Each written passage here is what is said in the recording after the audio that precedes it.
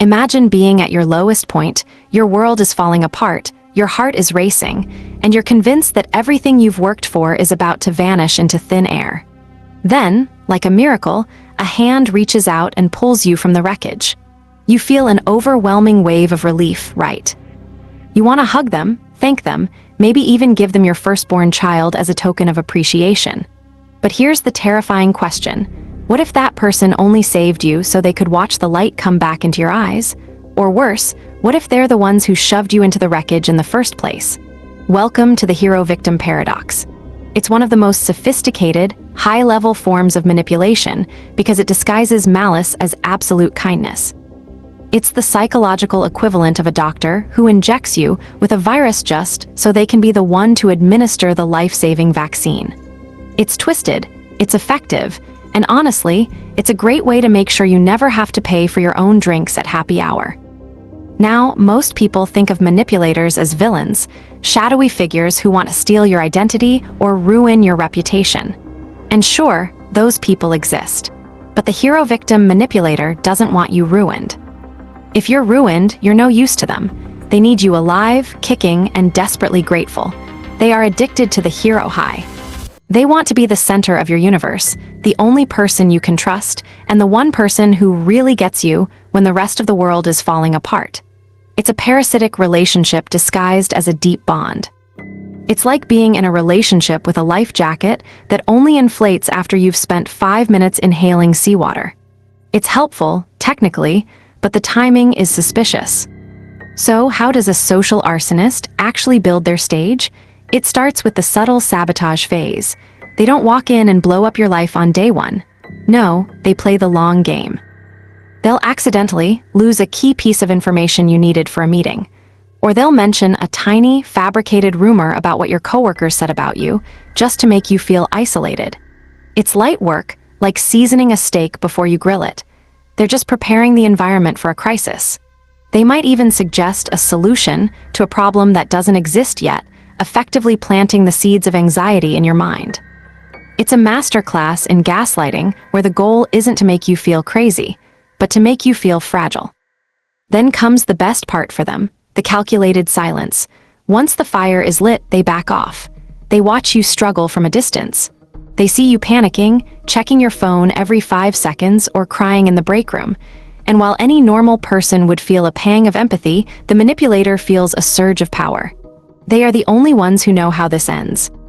They watch you hit your absolute breaking point because the lower you go, the higher they look when they finally swoop in. It's like watching a movie where you already know the twist. It's pure entertainment for them.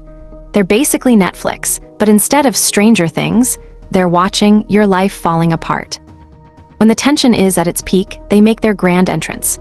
This is the performance of a lifetime. They arrive with the solution, the missing file, or the inside information that fixes everything. They don't just hand it over, though. They make sure you know how hard they work to get it. They'll say things like, "I had to stay up until 4:00 a.m. fixing this for you," or "I really went out on a limb with the boss to save your job." Suddenly, the power dynamic has snitted completely. You aren't equals anymore. You are the victim, and they are the hero. You are now carrying a debt that can never truly be repaid, which is exactly where they want you. It's like thanking the person who pushed you down a flight of stairs because they were kind enough to call the ambulance. I mean, thanks for the ride to the hospital, but maybe just keep your hands to yourself next time. But how do you actually spot these people before you're trapped in their web of fake favors? You have to become a detective of patterns. Normal friends have hero moments occasionally because life is messy. But the hero-victim type, they are the protagonist in every single tragedy you experience. If your car breaks down, they're there. If you get dumped, they're there. If your cat gets depressed, they're there with organic catnip and a shoulder to cry on. If one person is always the common denominator in your moments of extreme stress, they aren't your guardian angel. They're the director of the play. Check for the delayed solution. This is a big one. Think back to a crisis you had. Did that person have the answer all along? Did they wait until you were at your most desperate to reveal the fix? If they had the fire extinguisher in their hand while you were watching your kitchen burn, and they waited until the curtains were gone to start spraying, that's not help. That's a power move. Also, look at their recovery energy. Most people are exhausted after helping a friend through a crisis. We want to go home, eat pizza, and stare at a wall. But the manipulator, they look refreshed. They're glowing. They've just refilled their ego at your expense. If they look like they just had a spa day while you look like you've been through a war, trust that gut feeling. So once you've identified a social arsonist in your life, what do? You can't just call them out. They'll just flip the script and make you look like the ungrateful villain.